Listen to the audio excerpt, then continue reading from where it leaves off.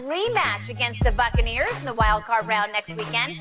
Dallas, a 3-point favorite, according to Fox Bet Sportsbook. But of course, Brady has a perfect record versus Dallas. Shannon, what's your early gut feeling on this game? Skip, it's not good.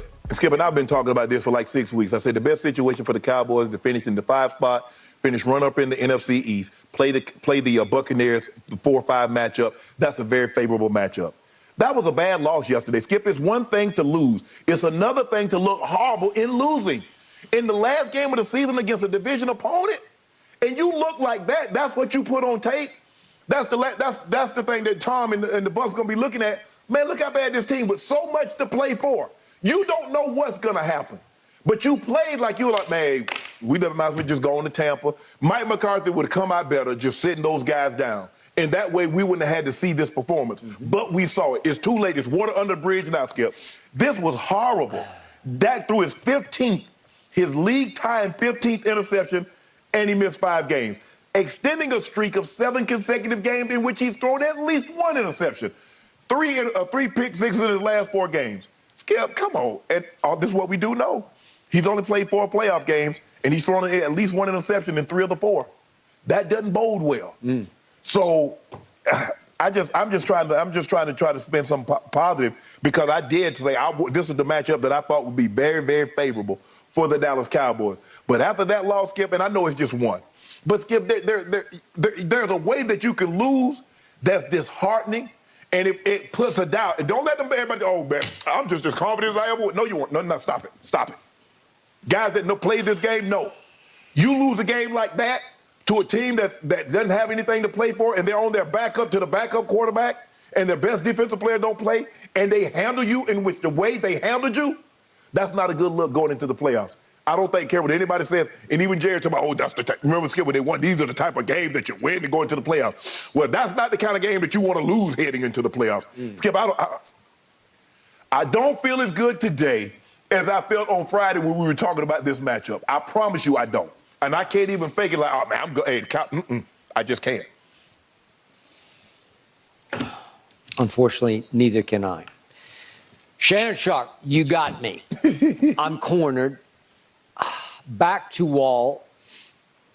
I feel like I can't win. I've said all year long that my Cowboys will make it to the NFC Championship game. And now they have to get through that guy down in that stadium in Tampa. Something they've never done before. Cowboys team has never beaten a Tom Brady team. Ever. Dak Prescott has 1 playoff win on his resume against Russell Wilson and the Seahawks at Jerry World. That's it. Period. End of story. The guy down there, albeit at age 45, has won 35 playoff games, including 7 Super Bowls out of 10 Super Bowls. Yeah. The guy down in Tampa, I always tell you, you just got to be careful with him, because he's the one guy you should never bet against.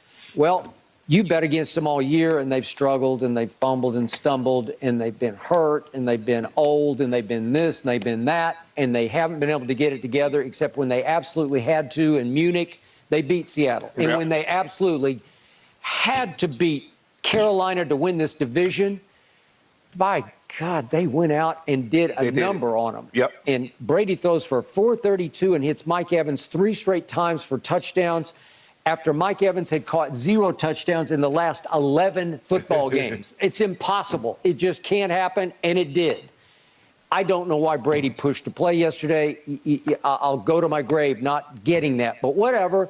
They look pretty good on the opening drive, and I can just tell you this. They feel a little better about themselves than the Dallas Cowboys feel about themselves. Yeah.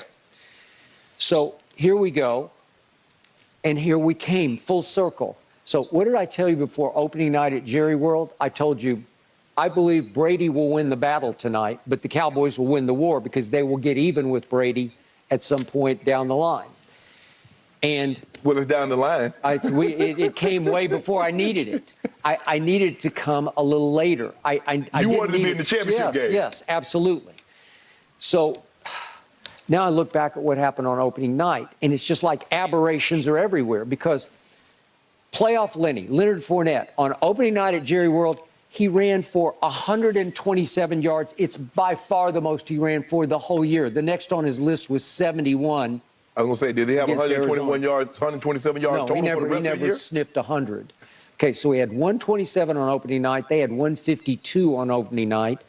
They just didn't do that. They finished dead last in rushing because that's how bad they were, and they didn't look like they could run the ball yesterday at all. Opening night, what happened?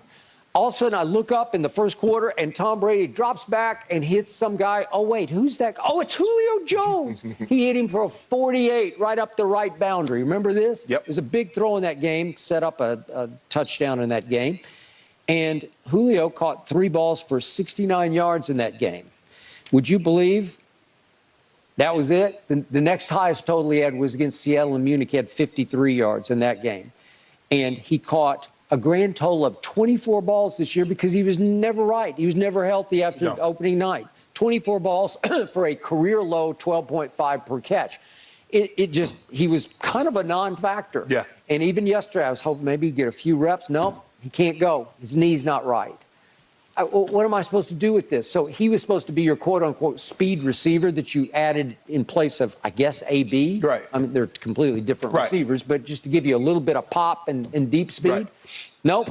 So he wasn't there. So I say, what happened that night? Brady had a QBR of 55, which is a little above average. Dak had a 20 and played his worst game of the year, and his thumb got busted at the end of the game, and he was gone for 5. And you said that was his worst game, and he played worse yesterday. And he played way worse yesterday. So I told you to start this show. I liked nothing about yesterday. I hated that they actually keyed into this game, and the quarterback said last week, we need to go win a football game. We need to show people what we're capable of. And to your point, you mentioned CeeDee Lamb's talking about, we haven't played our perfect game yet, but we're one play away from a perfect game. Well, you were about 70 plays away from a nightmare yesterday, and it was your worst game of the year. Yep. So to me, I'm stuck between the proverbial rock and a hard place because I don't like it either way. It's like I can't. You could say you can't lose. No, I can't. I feel like I can't win this game. Right. Okay. Do I think in the biggest picture Dallas is better than? Yes, I do. Right. I've thought that all year. Yeah. They flex their firepower occasionally. You say, oh, look at that. But that's the problem, though, Skip, because they've been when they take the field, there are not many teams that they've taken the field against this year that's as talented as they are. But that's the problem, is that they play down. You look at yesterday, Skip, they was 22% on third down, 33% on fourth down. I mean, they're 4 of 18. I mean, that's another 6 penalties for 74 yards, and lost the time of possession battle 36 minutes to 24 minutes. Yep. Okay. And that's what you put on. That's the last game. Ooh, but hey, let's show everybody we ready for the playoffs. Yep. Okay. We're not ready. And all year, Jaron Kearse has been a quiet force of safety. He banged his head on the turf yesterday, and they took him out of the game, and they took his helmet away. Yeah. I'm going to guess. I don't know this for a fact, that he's going to go in concussion protocol. Yeah, absolutely. Will he be ready for a week from tonight? Because it's going to be the Monday night They game. seem to be erring on the side of caution. You see what they did to Devontae Adams. They lined up in the slide. They kept no. Sorry. They touched him on. Okay. Let me talk to you for All a right. second. So I have a strength at safety because I got Malik Hooker and I got Donovan Wilson. They've both been very good in their own rights. Right. But I'm taking away a big force back there with Tom Brady at the helm. I just don't know.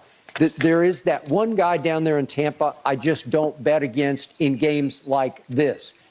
You know, and I know, however well he can play at 45 with the pieces around him, he'll play that. He'll be that guy. Yep.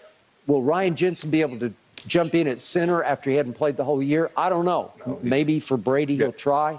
But in the end, I get that Dallas is a 3-point favorite because they should be. In fact, when I've been thinking the last couple of weeks, maybe 2 weeks ago, I was thinking Dallas might be a 7-point favorite. Right. Seriously, because that's how much better they should be from Tampa.